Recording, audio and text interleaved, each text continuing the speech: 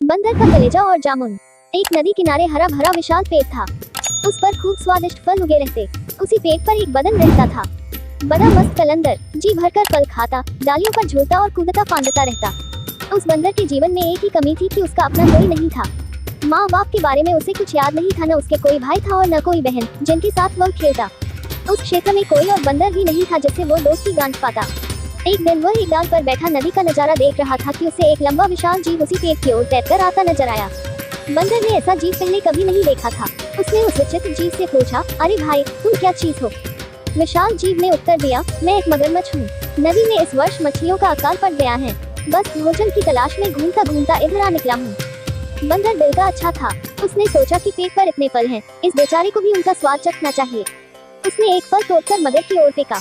मगर ने फल खाया, बहुत रसीला और स्वादिष्ट। वह फटाफट फल खा गया और आशा से फिर बंदर की ओर देखने लगा। बंदर ने मुस्कुराकर और फल फेंके। मगर सारे फल खा गया और अंत में उसने संतोष भरी डकार ली और पेट थपथपाकर बोला, धन्यवाद बंदर भाई, खूब छक गया, अब चलता हूँ। बंदर ने उसे दूसरे दिन भी आने का नेता दे दिया। मगर दूसरे दिन आया। बंदर ने उसे फिर फल खिलाए। इसी प्रकार बंदर और मगर में दोस्ती जमने लगी। मगर रोज आता, दोनों फल खाते खिलाते गपशप मारते। बंदर तो वैसे ही अकेला रहता था। उसे मगर से दोस्ती करके बहुत प्रसन्नता हुई। उसका अकेलापन दूर हुआ, एक साथी मिला। दो मिलकर मौज मस्ती करे तो दुगना आनंद आता है। एक दिन बातों बातों में पता लगा कि मगर का घर नदी के दूसरे तट पर है, जहाँ उसकी पत्नी भी रहती है। यह जानते ही बंदर ने उलाहन दिया, मगर भाई, तुमने इतने दिन मुझे भाभी जी के बारे में नहीं बताया। मैं अपनी भाभी जी के लिए रसीले फल देता, तुम भी अजीब निकट्टू हो, अपना पेट भरते रहे और मेरी भाभी के लिए कभी फल लेकर नहीं गए। उस शाम बंदर ने मगर को जाते समय ढेर सारे फल चुन चुन कर दिए। अपने घर पहुंचकर मगरमच्छ ने वो फल अपनी पत्नी मगरमच्छनी को दिए। मगरमच्छनी ने वह स्वाद भरे फल खाए और बहुत संतुष्ट हुई। मगर ने उसे अपने मित्र के बारे में बताया। पत्नी को विश्वास न हुआ।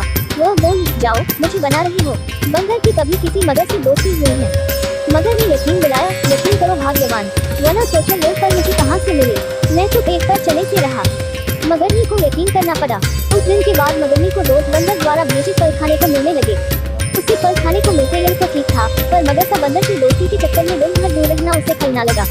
खाली बैठे बैठे ऊँट नीच सोचने लगी। वह स्वभाव से दुष्टा थी।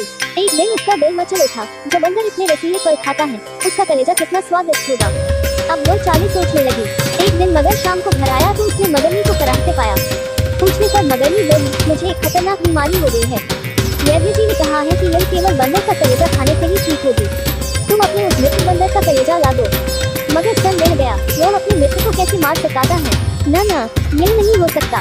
मगर को इनकार में सिर हिलाते देखकर मगरनी जोर से हाय हाय करने लगी, तो फिर मैं मर जाऊंगी।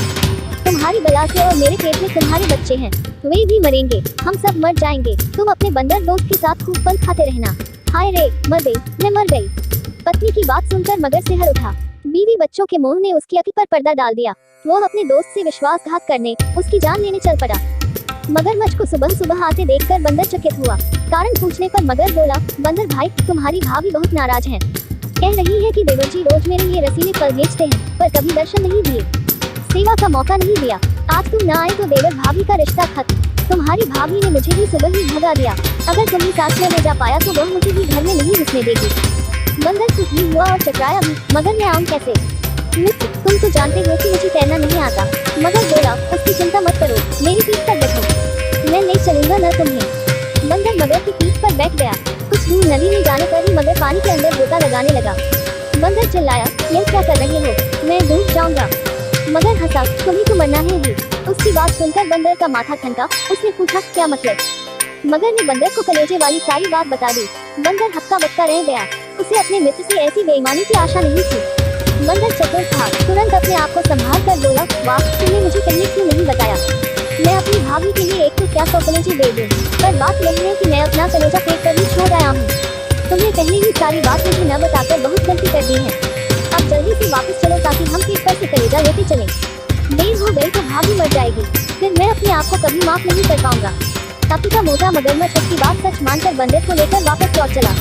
जैसे ही वे पेड़ के पास पहुंचे, बंदर लपक कर पेड़ की डाली पर चढ़ गया और बोला, मूर्ख, कभी कोई अपना कलेजा बाहर छोड़ता है। दूसरे का कलेजा लेने के लिए अपनी खोपड़ी में ही भेजा होना चाहिए। अब जाओ और अपनी दुष्ट बीवी के साथ बैठकर अपने कर्मों को रो। ऐसा कहकर बंदर को पेड़ की टहनियों में लुप्त हो गया और अति का दुश्मन मगरमच्छ अपना माथा पीटता हुआ लौट गया। सीखेंगे, दूसरों को धोखा देने वाला स्वयं धोखा खा जाता है। 2. संकट के समय बुद्धि से काम लेना चाहिए।